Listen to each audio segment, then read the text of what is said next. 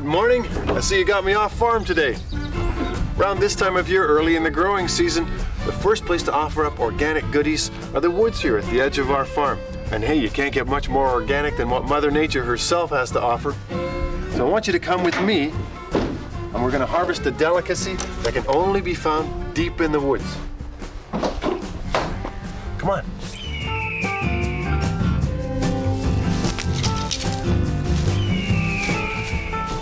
These are wild leeks. My friend Chef Neil Baxter from Rundle's is going to be using these today to make an incredible mussel soup. It's kind of a twist on an old Welsh dish called Cregan Glycian, what my nana used to make me when I was a little baby, see? Tina and I are going to be sharing this soup at the end of the day in a picnic by our farm pond. Today's recipe also calls for fennel, some eggs from our free-range chickens, and some delicious fingerling potatoes. So I'm going to get these wild leeks home and get some work done. Knowing my friend Chef Neil Baxter, only the best will do.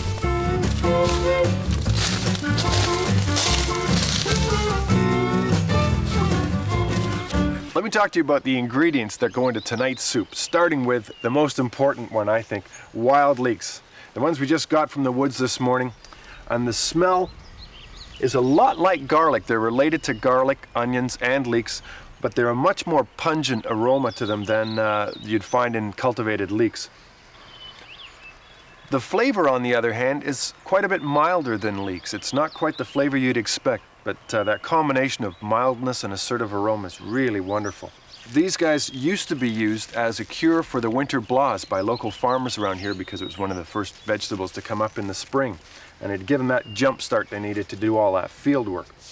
Next, we've got some of our free-range eggs, and the yolks on these free-range eggs are bright golden orange color. They're a much deeper color than you'll find in the stores, and they sit up higher on a plate. They've got more loft to them. So vanilla ice cream made with these farm fresh eggs is a joy to behold. Fingerling potatoes. Now this time of the year, I'm usually saving all of my supply of fingerling potatoes to use as seed stock in the fields. But because Neil's such a nice guy, I'm going to let him go some of my private reserve here. These are still nice and firm, as you can see, from being stored in the root cellar. They like lots of humidity and very cool temperatures. And if you can find them, I really recommend looking for fingerling potatoes. And last but not least, we've got fennel, and this is going to add a really wonderful anise, licoricey kind of aroma to the soup that I know Neil is going to turn into a superstar.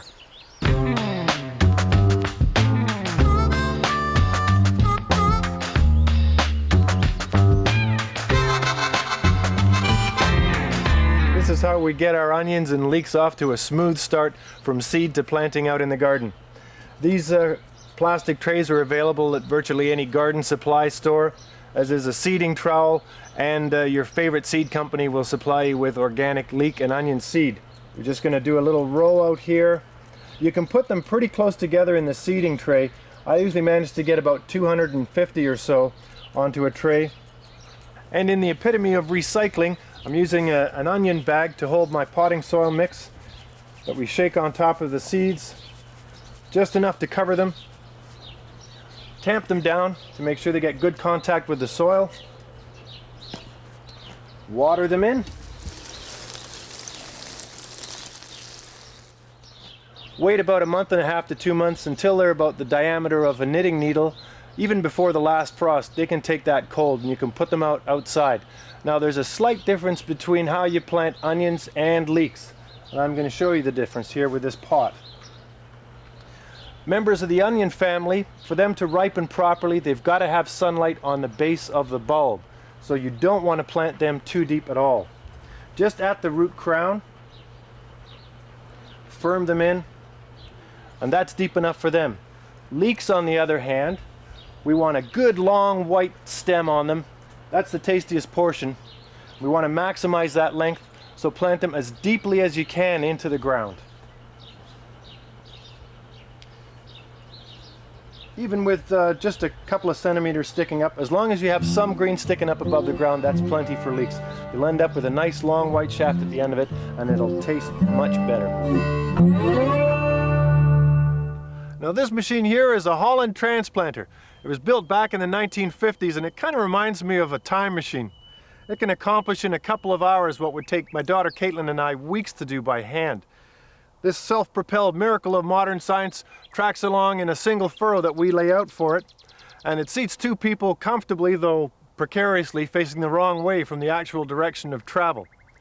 Well, Caitlin, let's set the dial for 1953, climb in the Wayback Machine, and off we go.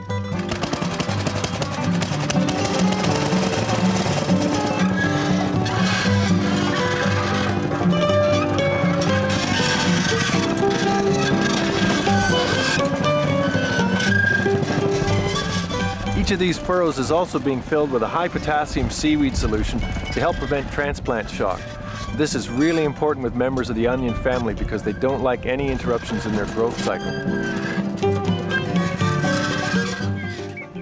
Stretch out your growing season and make the most out of a really versatile vegetable. Leeks in soups, either in a supporting role or as a headliner in the classic vichyssoise, are a great treat. You can use all sizes of leeks. The larger ones are great in pot roasts. My personal favorite, baby leeks, are great simmered and dressed in a little vinaigrette with salads. Now, most commercial growers want their entire field to be ready for harvest at the same time. Makes for a more efficient harvesting period. They can get in and get out quickly. Not so with us. We sell fresh out of the field from July until December. So a prolonged, non-uniform growing period is actually what we want with our leeks, and I think it'll serve your garden and kitchen better that way as well. Hey, these vegetables are pretty good. I wonder who grew them.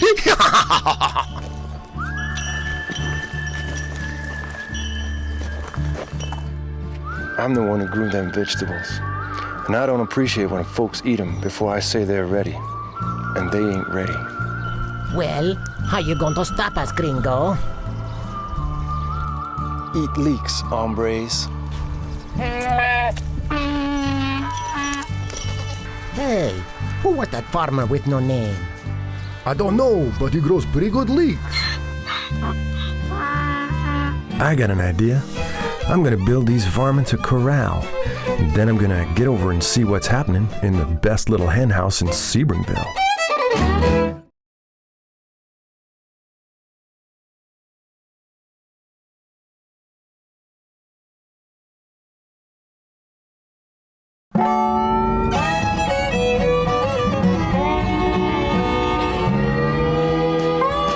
There's always something busting or breaking on an organic farm. And when that happens, I head over to the planing mill in Sebringville.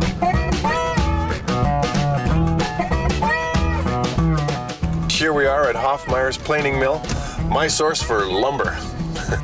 It's been a fixture in this town since the town was first started back in 1837, I think.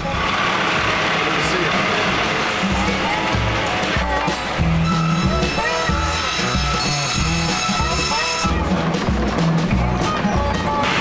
So this is going to restrain my ass. Walk away. And part of the closing down thing at the end of each day is counting how many fingers you have on. We all have our fingers. That's why we're allowed to be running today. Well, it's just a shot.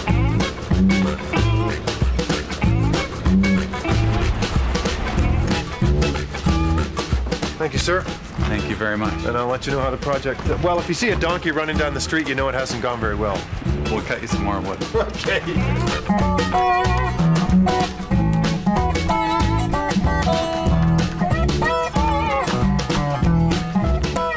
That ought to hold him. Now, time to get the donkey. I warned you before about staying out of my parsnip patch.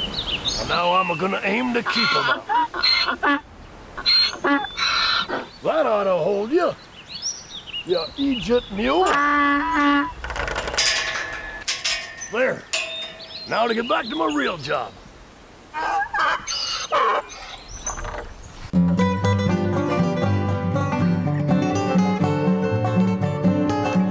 What have you got for me today, Henny? Nice and warm.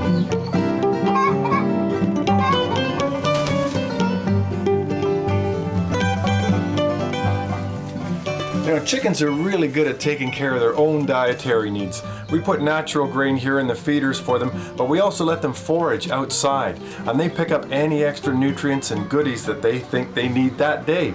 Now, cats and chickens normally don't compete for the same food source, but Max here looks like he's gonna give what Henny's eating a try. Chickens love to scratch, and I can usually find them around the compost pile. They're actually doing me a favor.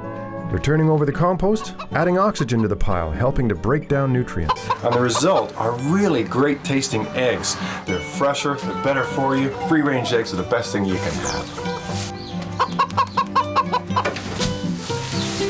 Thank you. You know, gathering eggs isn't all it's cracked up to be.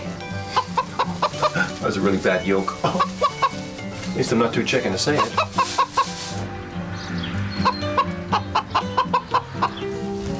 Great. It's a good morning's work, girls. Got the eggs for you? Thank you. And I've got an order for you. Chef Baxter needs some greens for dinner tonight. Okay. So I'll put these away and come back in a minute and give you a hand. All right, thanks.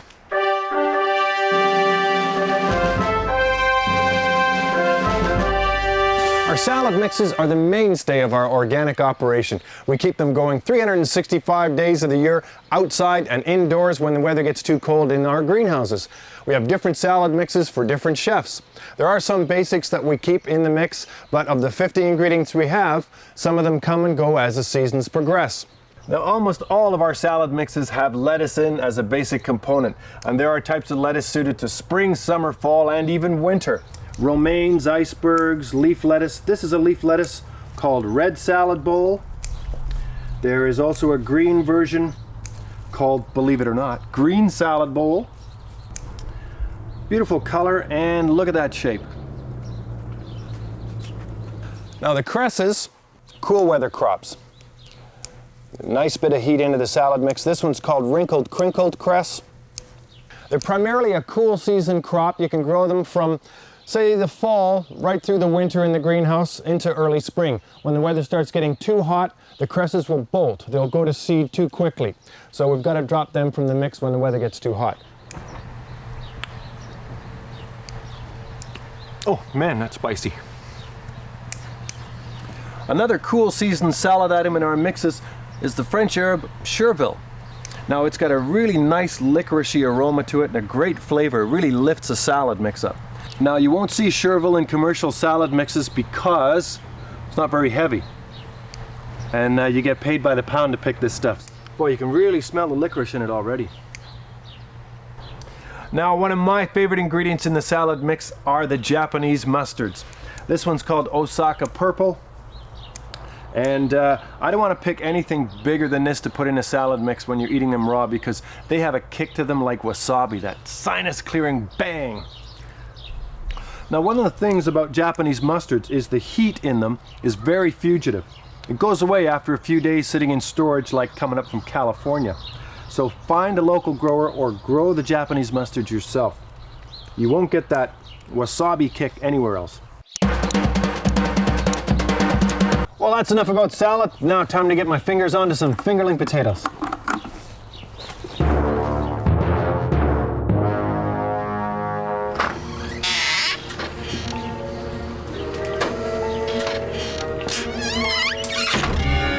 I'd like to show you the most secretive part of my farm. I like to call it the root cellar. No, seriously, this is where I keep most of my fingerling potatoes and my root vegetables through the winter. Come, and I'll show you where they are. This is where we keep the fingerling potatoes, and they like it best when they're kept in cool, dark, damp conditions. You can see that these are still nice and firm. Fingerling potatoes are really great for storing because they have such a firm, waxy flesh. This is Russian banana. We've also got purple Viking. All fingerling potatoes store really, really well. Sometimes I like to come here all by myself and have screaming contests. Now I'm getting ready to deliver my organic vegetables to Rundle's, where Neil is going to transform them into a wonderful soup that I'll share with Tina.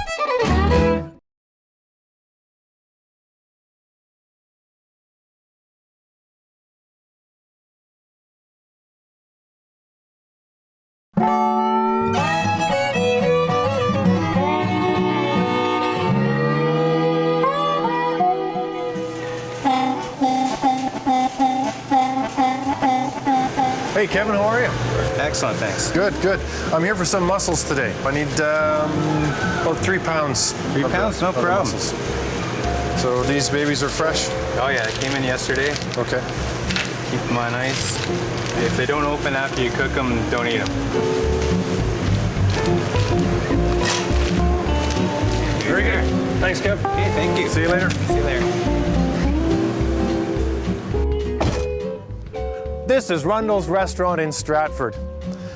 I used to be the gardener here years ago, and I have head chef Neil Baxter to thank for getting me out of their garden and into my farm fields at home. Neil helped us develop the salad mix that we use to supply the restaurants in the surrounding area.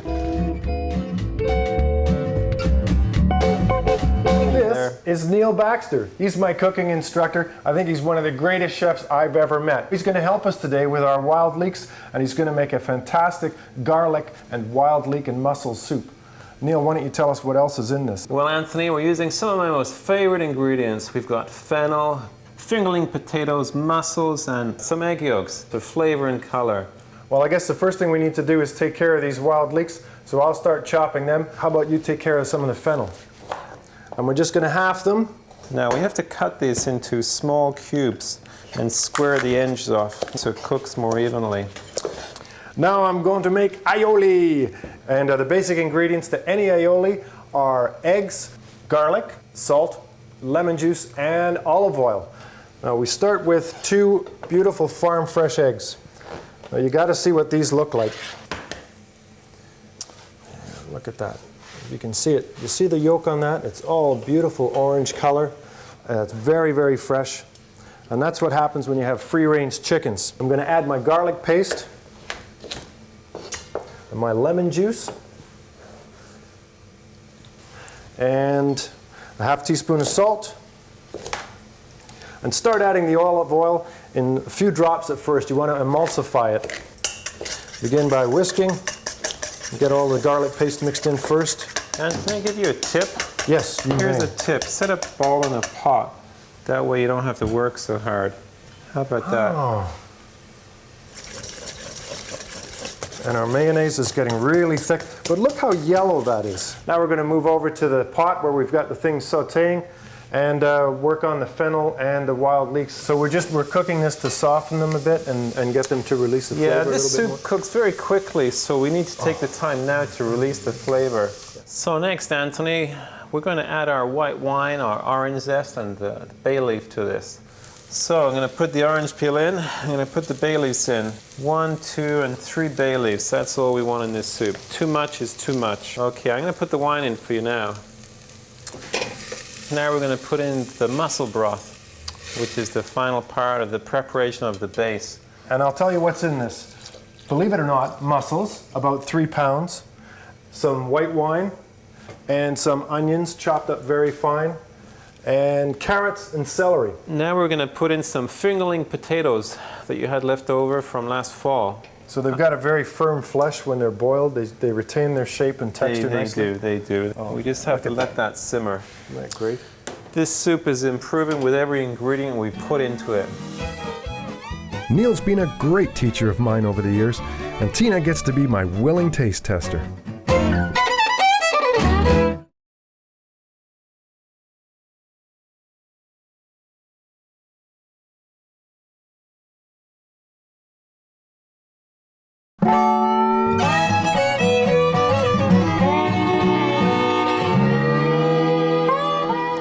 Believe it or not, we're going to add another 5 egg yolks to the aioli mixture.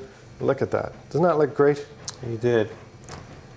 There we go. That's how figure eights. That's figure of eights. Very okay, nice. So we're ready to pour this right in like this now? Don't do that.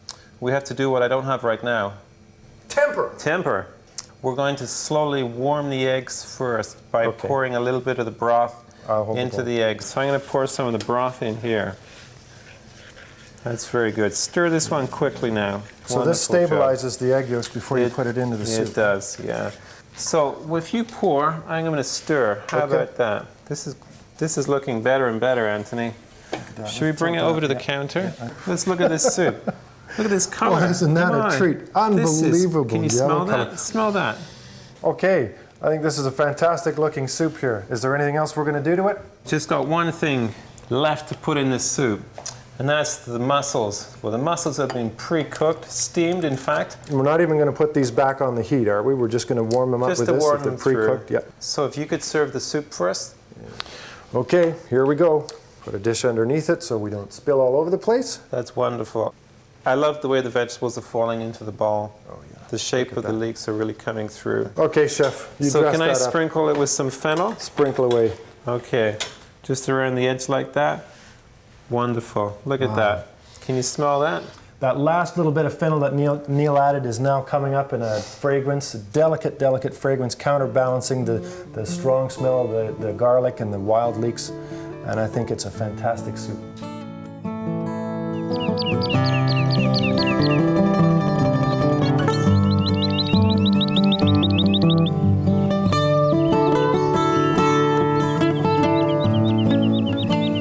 Organic farming is all about balance.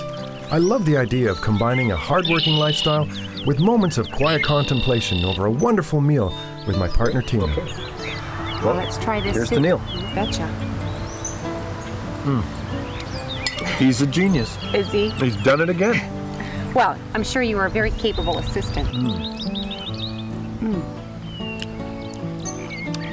Is that ever good?